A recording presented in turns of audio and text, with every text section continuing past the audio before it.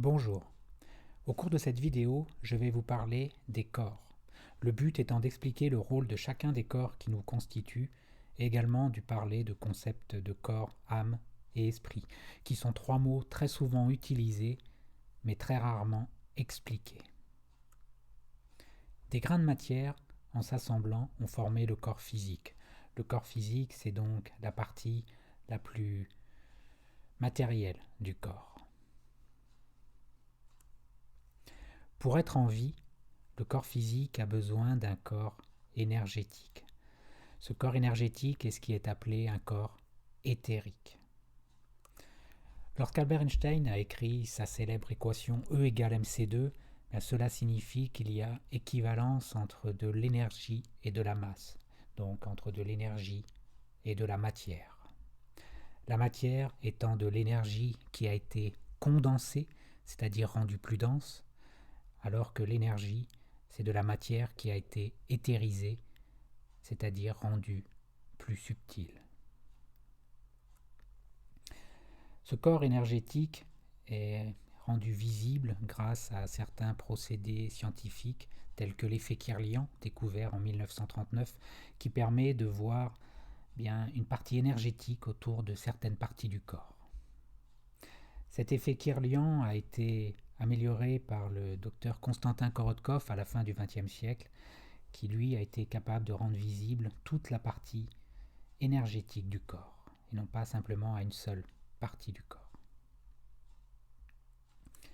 On peut également parler du procédé de convertographie découvert par le docteur Dumitrescu en 1977, qui permet, si par exemple on coupe le bout d'une feuille, grâce à la convertographie, il est capable de rendre visible la partie manquante de cette feuille. Donc il n'y a plus de matière, mais il reste quand même quelque chose, l'information ou l'énergie de cette matière. Pour ressentir, le corps a besoin d'un corps émotionnel, qui est appelé corps astral. Ce corps est celui qui est utilisé durant les rêves, pendant le sommeil, durant ce que l'on appelle les NDE, ou en français EMI, expériences de mort imminente, qui ont lieu lorsque certaines personnes vivent des états de mort clinique, mort cérébrale. Leur corps physique va rester dans le lit d'hôpital pendant que le corps astral va être capable de faire ses propres expériences. Également, ce corps est celui qui est utilisé par les personnes qui font ce que l'on appelle le voyage astral. Certaines personnes sont capables de le faire consciemment. Durant ces trois cas, en fait, le corps physique reste accroché sur Terre, reste relié à la matière, alors que le corps astral va se détacher temporairement pour aller vivre ses propres expériences dans ses plans à lui. Pour réfléchir, le corps a besoin d'un corps mental. Ce corps mental, c'est donc ce que l'on appelle l'intellect, la capacité intellectuelle. Les trois premiers corps étaient de la même forme que le corps physique, alors que l'on voit que le corps mental est de forme ovoïde, comme un œuf. Car plus on va dans les mondes subtils, et plus la forme disparaît. Pour mémoriser ces expériences, un corps a besoin d'un corps causal ou mental supérieur. Alors quand ce corps causal est appelé mental supérieur, le corps précédent est appelé mental inférieur, car en fait ces deux corps sont ce qu'on appelle le mental. L'un, le mental inférieur, cherche à séparer les choses, alors que le mental supérieur cherche à les relier. Le corps causal, c'est également le siège de ce que l'on appelle l'ego. L'ego qui est cette partie de nous qui va projeter des personnalités. Et donc, ces personnalités, toutes les expériences vécues par ces personnalités vont s'enregistrer, être gravées éternellement dans ce corps causal.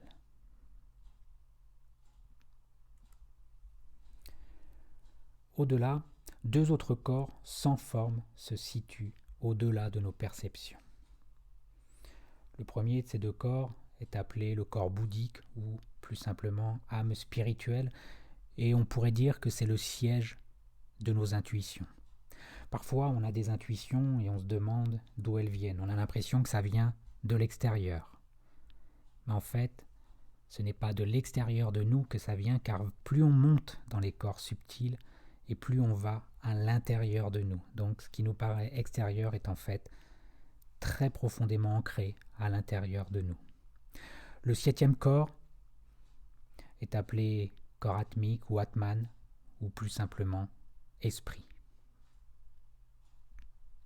Alors il faut faire attention en donnant les noms comme âme ou esprit, car suivant l'adjectif que l'on met derrière, eh bien, ce n'est pas au même corps que l'on fait référence.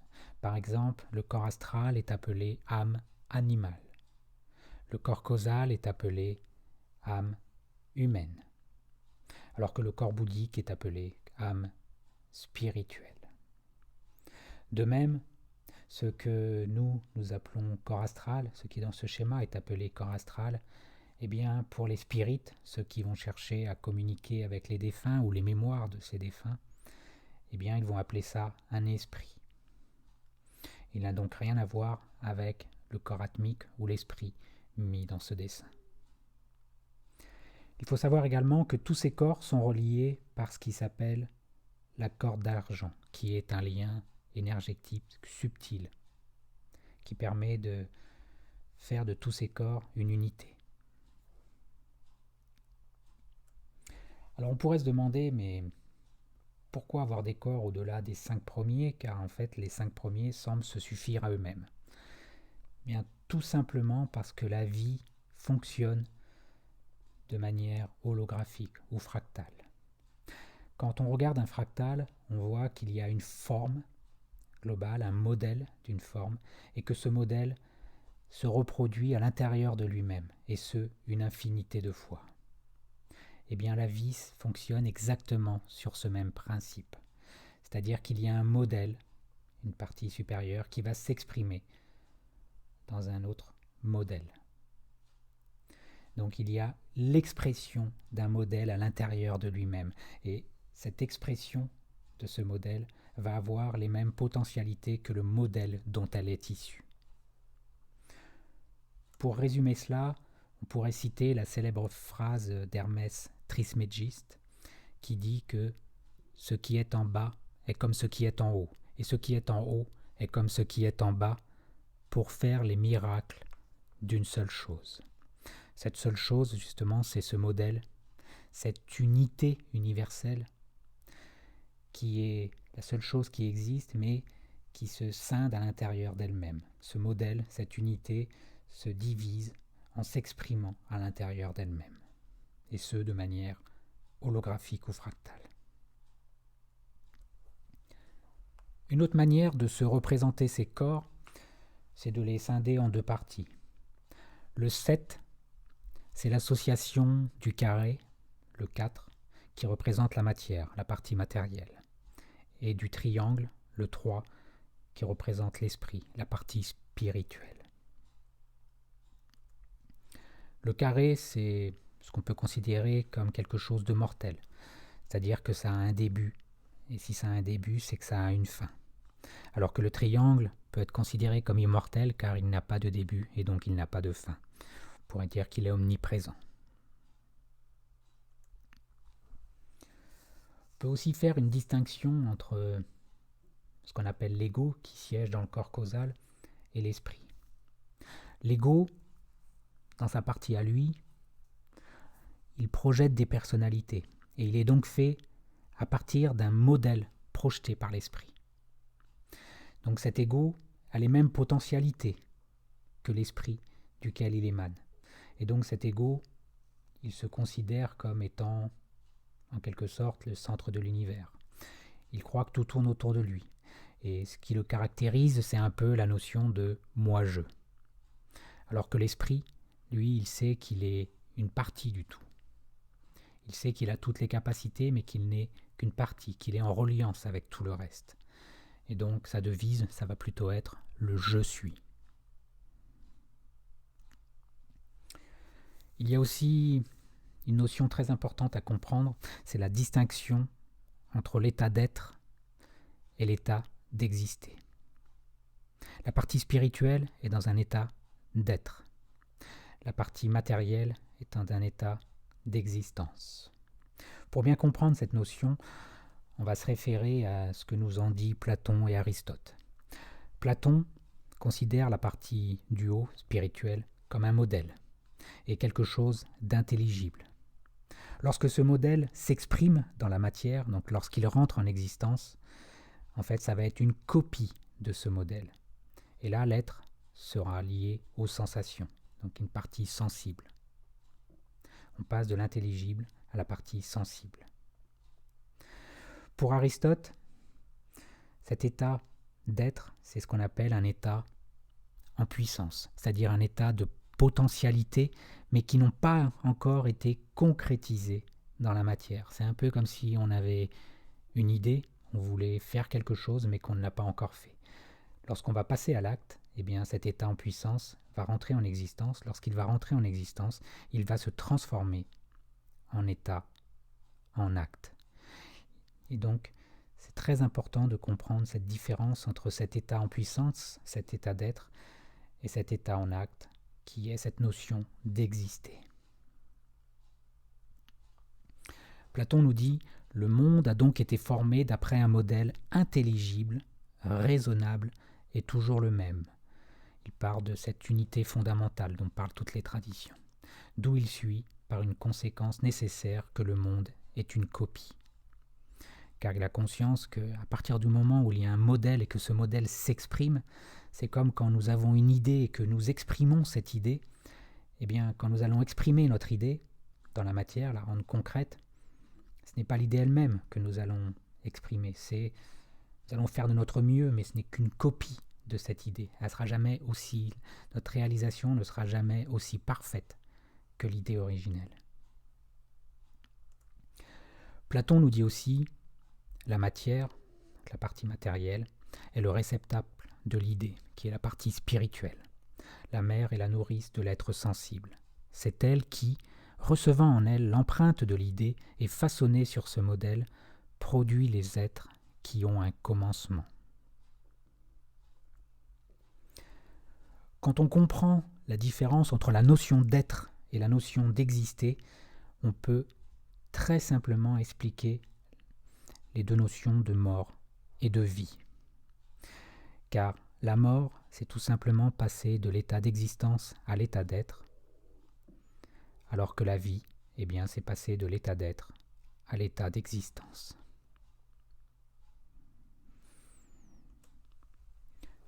Une autre manière de se représenter les corps, c'est de les scinder en deux parties. Ce qu'on appelle la triade lunaire, la partie inférieure.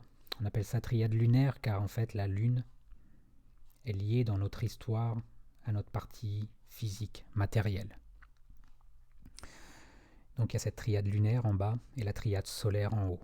Et ce qui relie ces deux triades, c'est notre mental, notre corps mental.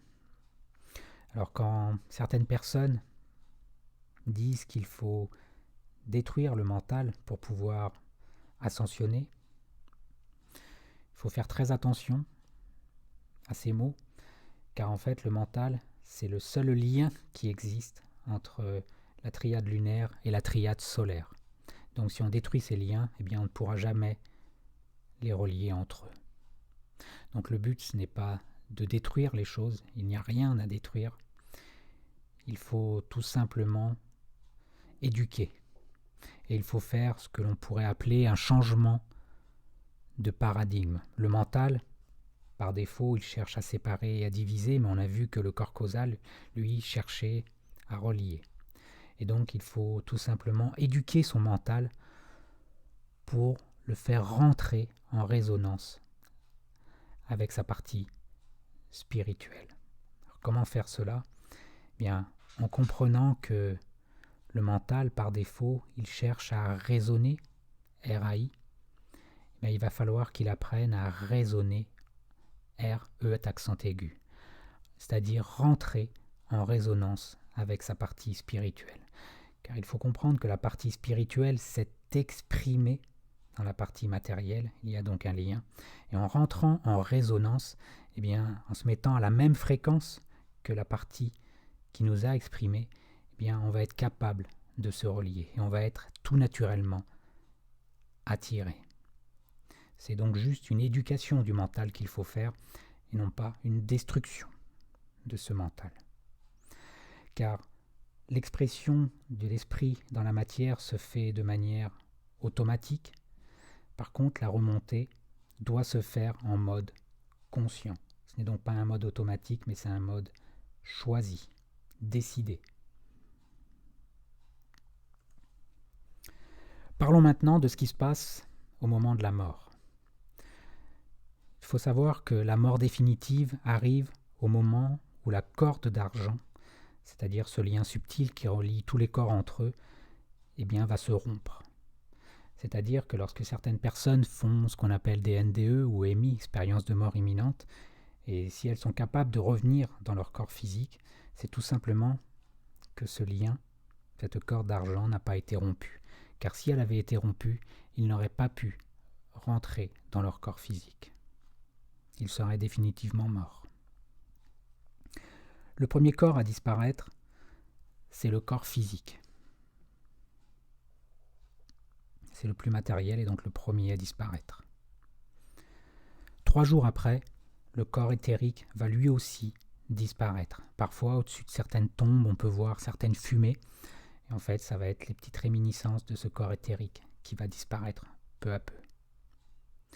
Cette notion de 3 jours est intéressante à comprendre car certaines traditions ont gravé, elles ne savent plus trop pourquoi, mais il y a de dit dans certaines traditions qu'il ne faut pas brûler les corps avant 3 jours après la mort d'un défunt, tout simplement pour laisser le corps éthérique totalement se disloquer. Le corps astral va être le 3e corps à se détacher. Mais par contre, à ce niveau-là, il ne va pas disparaître totalement. En fait, il va rester, avoir une vie parallèle avec le défunt sous forme de ce qu'on appelle un égrégore, une forme pensée, une mémoire.